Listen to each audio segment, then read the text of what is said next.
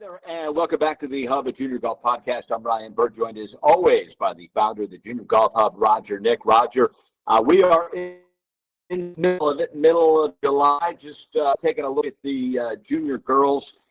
Grace Carter, who I know you know and your team knows, obviously performed very well at PDI at Coshada last year. A two-time winner at Coshada, was the medalist at the U.S.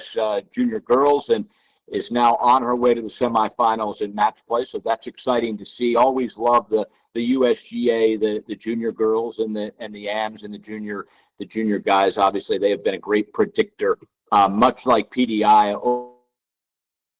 Grace, a familiar face, playing so well at the junior girls. Absolutely. I mean, when you see these girls mature, and obviously you guys have been front row seat with the NB3 national champion, these girls coming through and doing PDI, and you're kind of going, this is going to be special. And then you see them go out and do something special like medal at the U.S. girls or U.S. boys. I mean, we had that as well. So, I mean, you see these great successes out there. It's so fun to see because you know you've been a part of something that is different than what we've seen before.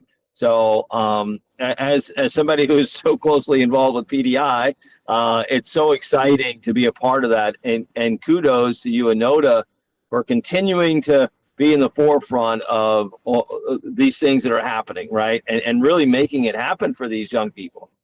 Well, what's really interesting about Grace is obviously, so she is committed to be back for a fifth time to Coshada this November, a two-time winner.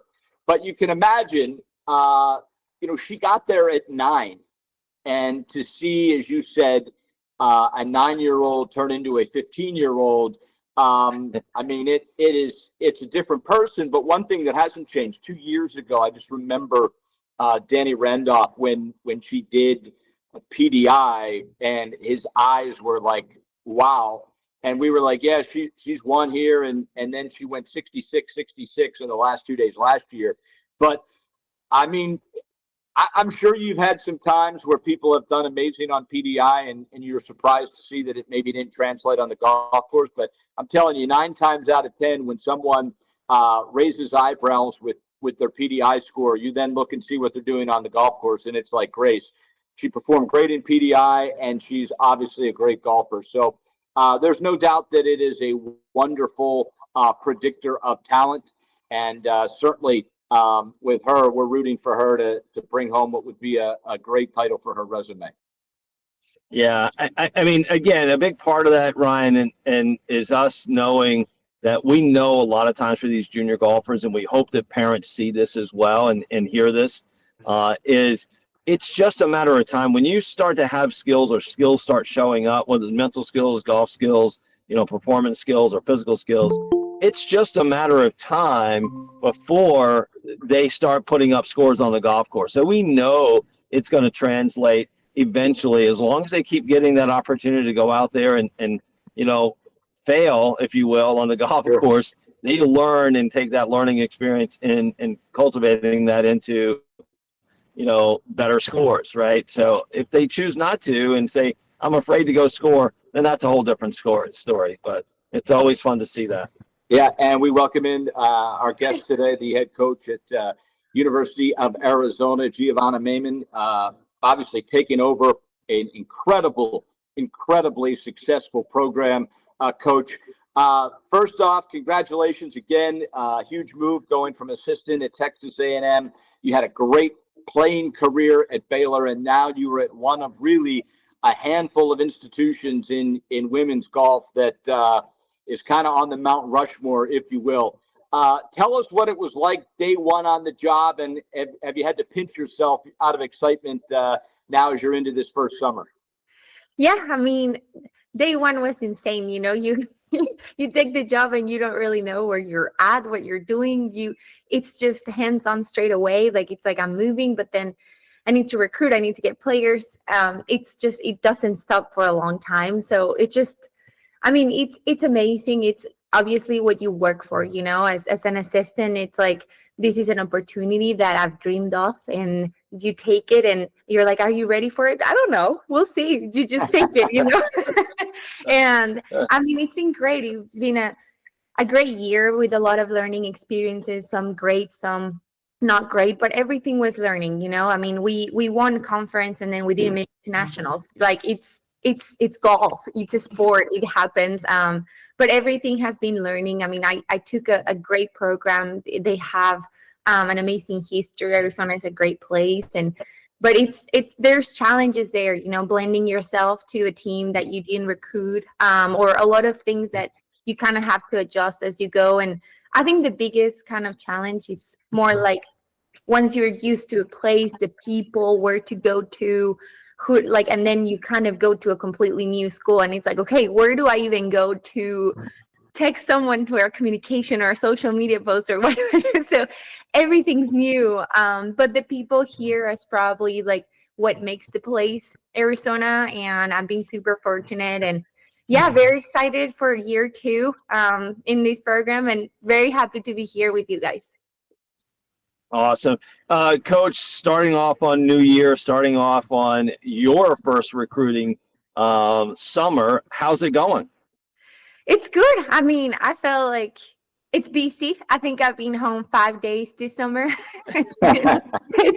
It's busy, especially, you know, in Arizona, we have a very international team. We have girls from all over the world. And so I have to kind of go find them. And I've been in Europe and everywhere in the States. And I think it's good to put Arizona's brand out there. And but I'm excited. I'm excited for future classes to get our girls here. I mean, this class even is already my class coming in. And we have 3 girls this year and 3 next year. So it's pretty new team. We had a very upperclassmen classes this year and next year. So we kind of had to go heavy on recruiting. Yeah. Yeah, Coach, out of that, go ahead, Ryan.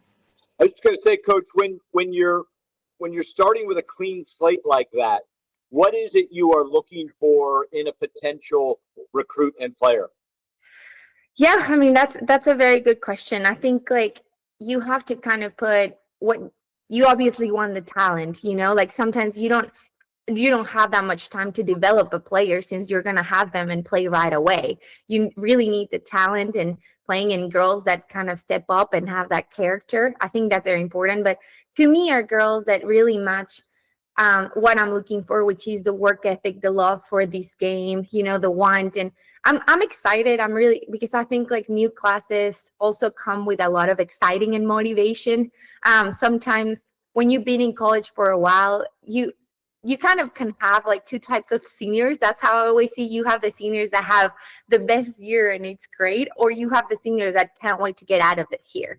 And sometimes having kind of like I think will bring a great motivation to the team. And we have great seniors this year that I'm really looking forward to have leadership in them and kind of guide these new kids. And but yeah, I mean, I think like everyone, you obviously look at talented kids, but it's also kids that match what you're looking for, you know, that you push them, but really want to be pushed and want to be coached. And every kid, even the most talented kid, needs coaching and help and a lot of support. So, I mean, I think just kids that really match that. And energy, I always say, like, I don't think anybody sometimes can match my energy because I'm very intense and energetic. So that's okay. It's almost like kids that are more quiet and that matches really well with me. But it's funny because my assistant is almost the opposite. So we match really well in different personalities. And I think a lot of times, like, you might be looking for a certain player, but you sometimes get different personalities, even kids, and it's our job to coach them all and to adjust and to be the best coach for them. Yeah. Well, Giovana, I believe Ryan would match your energy quite well and fit nicely on the university team there, and his skills are pretty solid. So that's we can trust him up, so. Yes. Coach, you know, it's always difficult, and one of the things we try to do here with the podcast is inform our parents and inform the players out there, our audience, on, you know, what's a day in the life look like at a program like the University of Arizona. I personally has been involved in Arizona for many, many years. An old good friend of mine and somebody I still coach is Chris Nyland. who has been still attached to Tucson and Arizona for many years, and good friend Jim Anderson. And you get to work with Jim as well. He's a great guy. We love Jim. It, really works with us with the hub. But what's a day in the life look like? What is it now that you're taking over? Now that you're running every practice, what's it look like? Yeah, I mean, I think like the college life of a kid, it's extremely busy and time consuming. And I think there's a lot, not that our lives aren't with the job, but as a 20-year-old, I think it's a lot. You have classes, you have workouts, you have practice, you need to do homework, you need to eat, you need like all these things in one day. But for us, I mean, we have a little bit of a program that I would say like it's a lot of structure, but also very kind of working with each individual. So I really try to help. I dig a lot into stats, talk a lot with the kids personally. What do we need to work on? A lot of process goals. And like really, I think like college can get very repetitive day to day, and it can get, it's long days, you travel a lot. So we try to make it exciting and how they get stay motivated through it. So it's not that hard at the beginning. It's exciting, but it can get like that. And it's just to really see them, make them see that progress that they're doing. And I think like for us, like we've realized the girls are like pretty tired to create practice plans, like even though it's an individual sport and it's like, okay, yes, I need to work on 5-footers, but what do I need to work on? Like, how do I do this? And that's our job and what we do the most. So I think like putting practices, and it's so nice that you get that team perspective. Like, I love that. I think having each other in practice and workouts and motivating each other through it, it's something that they're probably never going to have again. That this sport, like they all want to pursue this, and it's a very lonely sport. You go on the road and you're by yourself. And so that's, I think like the time management piece is huge for me, and I try to help them as much. Like, I mean, even in recruiting calls, like, oh, what's the day like? Well, yeah, we go to class and then you eat in your car, it's like you're in your car, you go to practice, and then you have a 3-hour practice. But that's what sometimes it's like, even though we only have 20 hours a week with the girls in season, it's like when you want to go out there and be the best in the world, they put so much more work, like we have a kid right now in the men's team that is playing the Open. And that's a kid that I've seen that has like, he sleeps at the facility, like he works. I've never seen someone that works as hard. And I'm like, look, like this is paying off. Like he breathes and leaves golf. And I mean, men are a little bit more like that, but yeah, I mean, I love the college part of it and the day. And we are super lucky that we have a brand new facility. It's been open a year and a half, and it's an amazing building with great facility. I mean, Arizona, I would say, like, I never had to cancel practice once a year. Like, that's kind of like, it's crazy. Like, it didn't rain the whole year. It rained in the summer, but they're not here. And it's something, we have a little bit of heat at the beginning of the year, but it's playable. And so we're super fortunate, and we have a lot of courses in Tucson, and there's not a professional community here. So it's really fun that everybody supports Arizona, because that's kind of what Tucson is. It's U of A. And I feel like that makes it very special. And so the day-to-day varies so much because we have the opportunity to play around Tucson, and we have a great home at TCC in our facility. And yeah, so that's a little bit, it was a very extensive answer for the question. Yeah. Coach, It's a great answer. A great answer for sure.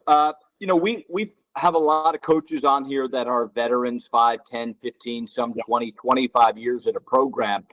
And the longer they've been there, the more they are struggling to grasp and get their hands around the ever-changing rules and how the NCAA is working, whether it's the portal or NIL or just recruiting in general.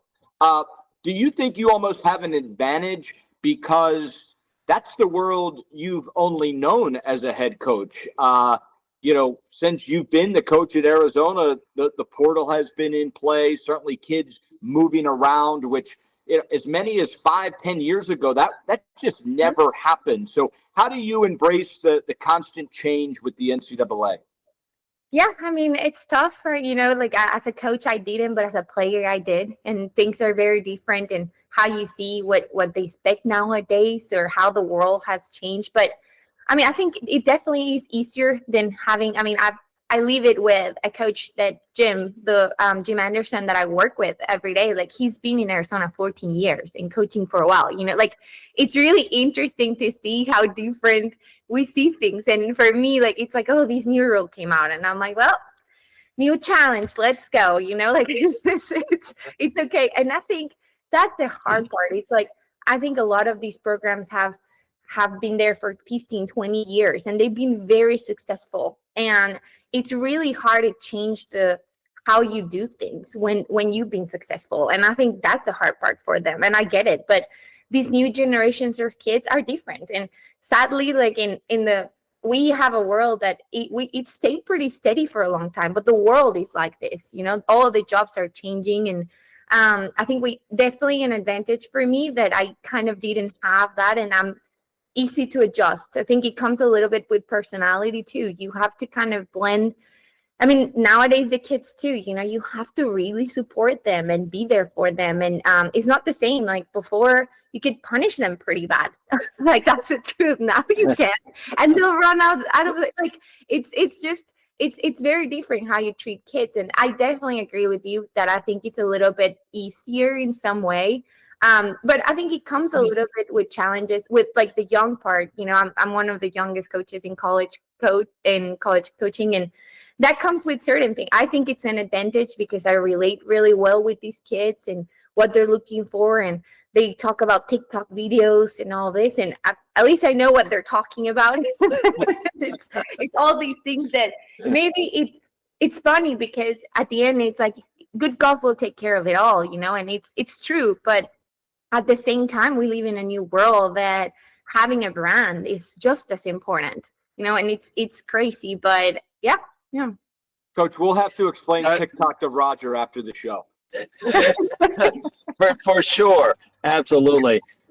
So Coach, one of the things obviously just that just was announced recently with the LPGA Tour announcing that you've got a pathway now to be able to play on the Epson Tour and some opportunities. How is that going to affect your recruiting going forward in a sense of now there's a pathway that players at your level that can go, wow, I have a real legitimate chance if I stay in school or get there and participate. So is that a good thing, a bad thing? What do you think about it? I think, you know, it's very interesting because women's golf, we just went into the 500 rule last year. So that it kind of doesn't go along in some way because you're looking to have tournaments that balance your schedule a little bit to have enough wins. But at the same time, now this rule comes and you want to play the best events to give your kids a chance to be the best ranked kids, you know, and I think it's going to change a little bit for us. Like men's has been part of it for a little bit. And I think it's good that we have that example and looking at the men's, how do you do this? You know, how do you handle these kids? But I think scheduling wise is going to change to be more competitive. Like really like that recruiting is like, you know, like here you play the best tournaments in the country and you're going to have a chance to have that and to have that pathway. And I mean, at the end of the day, you recruit kids because they want to be professional golfers and they want to go out there. And sadly, yes, sometimes we're going to deal with kids that go and that go, like, you know, Florida State just had their two best players turn professional, you know, and sometimes like that happens, and it's hard for you, you know, you have to like recruit now. But at the same time, I think it's great for a program too, because you just build two players that turn professional are doing great and thriving, and maybe hurts you a little bit at the start, and then I think it really helps at the end. So I'm very excited for this. I think the girls, maybe like in men's golf, I felt like more and more like left during college. For women's golf, maybe some kids like didn't even go to college because especially like Asian. So I'm excited to see what this like turns into, that maybe there are more girls that kind of want to go to college because it's an easier pathway to go to the LPGA or Epson Tour. So I'm excited to see that version, but I think like scheduling might change a little bit, and this balance that we have, it's going to be very challenging. But I think this is an opportunity that I'm so happy to see that women's golf is getting it. And it really motivates each kid too to go out there, and every tournament, every round means a lot, and the rankings, and I think like it really puts like I'm playing for more, I'm playing for this. So I'm excited to see that for women's golf. I think I couldn't thank them enough that they created this for us. Yeah. Last thing, I'm not Go going to turn this negative, but do you think it would have been more impactful if it was more LPGA status versus Epson Tour status? What do you think? Yeah, I believe so. Yeah. But I mean, I think like honestly, I think going through an Epson Tour year, it's a very important part of the professional career. Like you see it with kids, like how many professional golfers, when they come from the Epson, stay in the LPGA, and how many stay in the LPGA that they didn't go through Epson. And you would see the statistics there. Like that year in the Epson can be in grind, and it's crazy, and you go from one side to the other side. But that lesson of like grinding and going and playing everywhere, and I think it's a very important lesson to jump to the LPGA. So I think it's a good step. I think small steps, just getting this, I think it's amazing. Hopefully Yeah. it can migrate in a little bit, but just having this program for women's golf is huge. So I think we cannot be picky at all in what they give us. Yes. Yeah. Last thing, Coach, and obviously you talk about opportunity, you talk about experience. Your team will have the opportunity to not only play in front of the television cameras live on Golf Channel for 6 hours, but also play match play. Maybe a little foreshadowing for you a little bit later in the year. You can get into the NCAAs and get it down to the match play format. I know it was a big decision for you. Just talk about how much your team is looking forward to being seen worldwide on television. Yeah, I mean, we're so excited, right? I don't know. Every time we've been on TV last year, we won and we did great. So we're so excited for it. And I think the match play, in Big 12, in our conference, we don't have any other match play experience but nationals. So I think it's very important. My Europeans have a lot of match play experience, which is great. But the rest of like the US, in the summer, they have a little bit. But in college, we really don't have a lot of match play experience. So I think I'm super excited for it. It's different. At the end of the day, it is different how you attack it. You're trying to play your own game, but we're so excited for the opportunity to play on TV. I think it's a unique opportunity, to be exposed to people, to see your brand, your team, how you behave, the girls, like it just the day that we leave nowadays, being that exposed to the course that we're playing at, the teams. I mean, it's really, we're playing against Texas A&M, and I was there for 3 years. All of that creates a great story. It's a great story, and I love it. It's like, hey, we're playing with my former boss and with this, and I'm really excited to take on that and being competitive. This summer I just saw him at the US Girls, and I'm like, are you ready for this? Because we're pretty good on TV and on match play. We beat Northwestern at St. Andrews, and they won nationals. So just saying, like, I was like, and he's like, I can't believe you're doing this, and we're not even like we're 3 months away, and I'm like, well, but let's get ready. Let's get ready. Let's go. We're super excited for it and can't wait to play. And I think our girls, it's the tournament that they're looking forward the most. Yeah. Okay. Well, certainly Roger and I look forward to meeting you in person at the Nota Begay Collegiate Twin Warriors, the match play event this coming on October. But thank you so much. I know you have a very busy day. So thanks for fitting this in and have a great one. Thank you so much, guys, for having me. I'm looking forward for it too. Okay. Bye-bye, Coach. Yeah. Bye-bye. Well, Roger, certainly you could see that why Arizona elected to go in that direction. She is a whole lot of energy, a whole lot of fun, and I would have to believe in the recruiting process that would be tough to say no to.